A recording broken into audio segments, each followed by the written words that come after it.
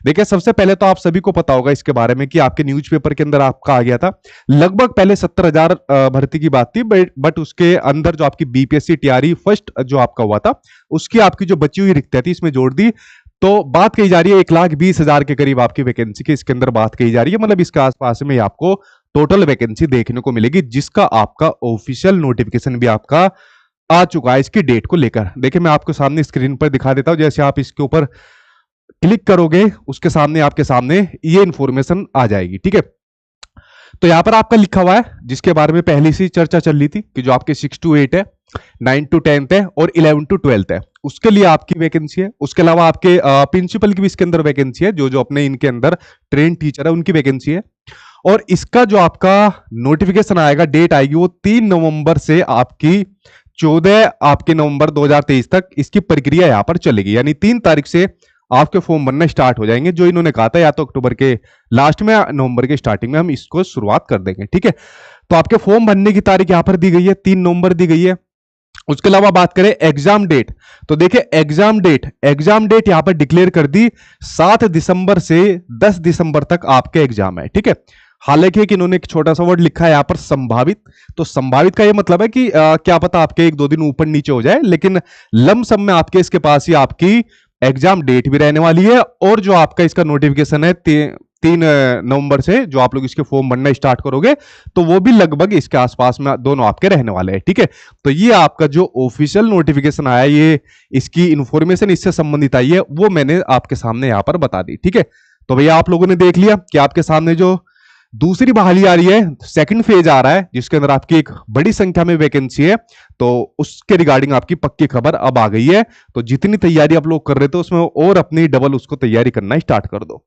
अब एक एक करके जरा मैं आपके क्वेश्चन का आंसर ले लेता हूं, उसके बाद यहां पर हम लोग चीजों के ऊपर बात करेंगे। पहला क्वेश्चन आता है यहां पर आपके सिलेबस को लेकर। देखिए अगर मैं 6 to 8 की बात करूं तो आपका कुछ सिलेबस नहीं है, 9, 10, 11, 12। अगर मैं तीनों के अंदर एक चीज देखूं तो यहां पर सबसे मेन चीज आ जाती है आपका जो सब्जेक्ट है। तो ये तो पता है भाई, सब्जेक्ट तो हमारे पेपर के अंदर आएगा ही आएगा, और सब्जेक्ट ऐसा नहीं है कि कोई एकदम तैयार हो जाएगा। सब्जेक्ट को अच्छी खासी डेली पढ़ना पड़ता है और ऑथेंटिक चीजों के माध्यम से पढ़ना पड़ता है, तब आपका सब्जेक्ट कवर होगा। एक छोटा सा डाउट है, अगर 6 to 8 में कुछ नई चीज इन्होंने ऐड कर दी ना, तो इसमें सीधी जवाबदेही ये करनी चाहिए कि इतने कम टाइम में, लगभग 1 महीने में, जो स्टूडेंट है मशीन तो कोई है नहीं कि 1 महीने में सिलेबस को इतनी जल्दी कैसे कंप्लीट कर पाएगा। बट आपको एक बात ध्यान रखनी कि आपका सब्जेक्ट तो एग्जाम में जरूर आएगा, और मे भी जहां तक संभावना है उसी पैटर्न के अकॉर्डिंग आपका सिलेबस रहने वाला है, जो आपका 9, 10, 11, 12 का इससे पहले रहा था। 6 to 8 के अंदर भी देखते हैं, जो जनरल स्टडीज वाला है उसी की संभावना है। बाकी ऑफिशियल नोटिफिकेशन इसका आपका जल्दी आ जाएगा। आज जैसे इन्फॉर्मेशन आई है इसी के साथ में आपका सिलेबस दे देना चाहिए था, और चीजें क्लियर हो जाती, और थोड़ा सा यहाँ पर बच्चों को टाइम मिल जाता पढ़ने का, तैयारी करने का। बट एक कमी यहाँ पर देखने को मिल गई, अगर सिलेबस के अंदर कुछ ज्यादा बदलाव कर दिया ना, तो फिर मुझे नहीं लगता कि इतने टैलेंटेड बच्चे पूरी दुनिया भर के अंदर होंगे जो इतने बड़े बड़े सिलेबस को 1 महीने के अंदर कवर कर पाए। ठीक है, तो सिलेबस बच्चों के अकॉर्डिंग यहां पर देना चाहिए, जिसके अकॉर्डिंग वो तैयारी कर रहे हैं, और इसको जल्दी रिलीज कर देना चाहिए सिलेबस को। ठीक है, 1-2 दिन में भले ही चाहे कर दे। अब क्वेश्चन आता है कि यहां पर सीटेट वालों को सिलेबस और जो आपका एलिजिबिलिटी जो क्राइटेरिया होता है उसके रिगार्डिंग सभी चीज आपको तभी पता लग पाएगी, लेकिन मे भी जहां तक वही रहने वाली है आपकी, जो आपकी टीआरई फर्स्ट के अंदर है। कुछ लोग आप लोग नेगेटिव मार्किंग को लेकर परेशान होते हो, मेरे ख्याल से बड़ा कोई ज्यादा इशू है भी नहीं। जो मेन बात है उनके ऊपर आपको ध्यान रखना है।